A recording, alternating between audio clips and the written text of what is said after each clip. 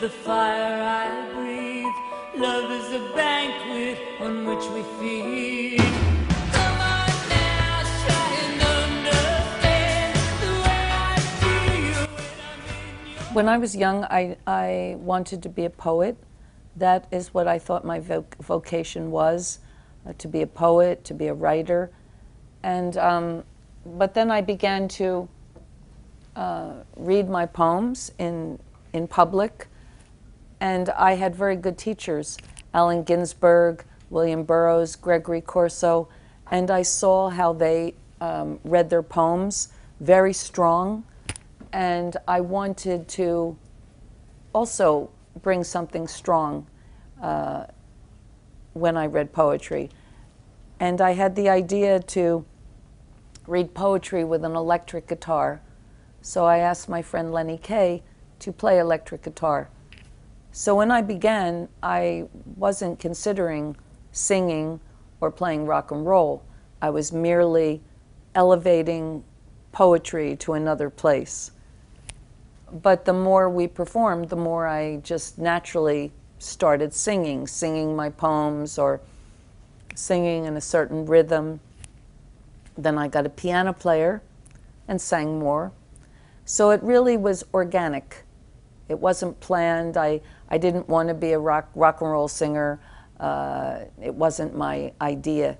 But poetry took me. Poetry led me into rock and roll, truthfully. We were both important to each other in working, in creating our work, in discussing our work. So Robert and I became lifelong friends based on our love of work and each other's work. We trusted one another. I think that there's nothing more beautiful in a relationship than trust. And even when he was no longer my boyfriend, he was still my great trusted friend.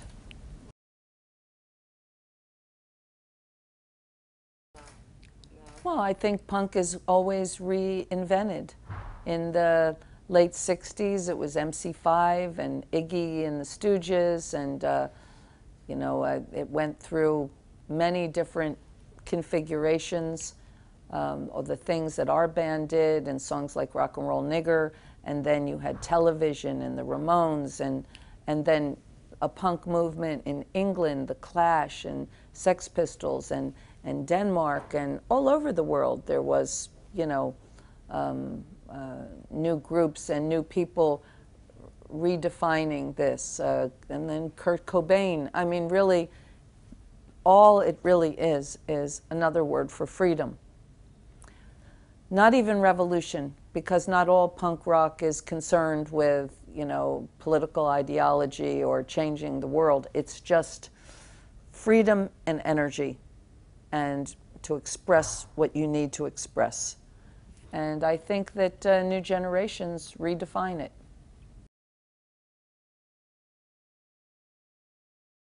Well, I think that the form is there for people to use. Music isn't commercial because music's turned commercial. Music might seem commercial because maybe the new a lot of people performing it are very interested in different things. We live in a time where, especially in America, the cult of celebrity is huge. People want to be celebrities, not necessarily artists, not necessarily activists. They want to be celebrities.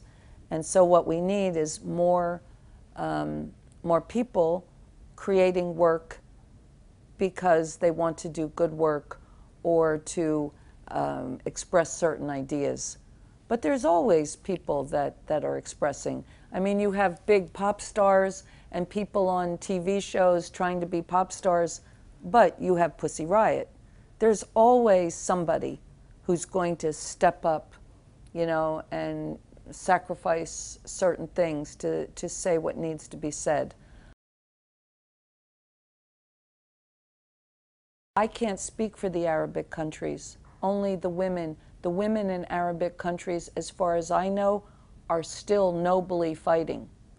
But I feel that we, as society is opening up, I don't believe that they can be stopped. I believe that, I mean, Arab women are really strong.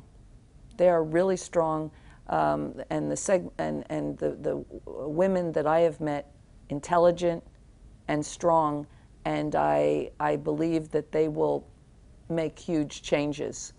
But it takes time. It takes time.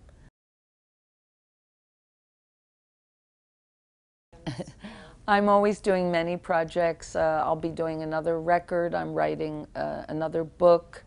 I'm writing a couple of books. So a book that will continue talking about my life, like just kids, but more about music and about other things, not focused on Robert, a different type of book, working on a detective story.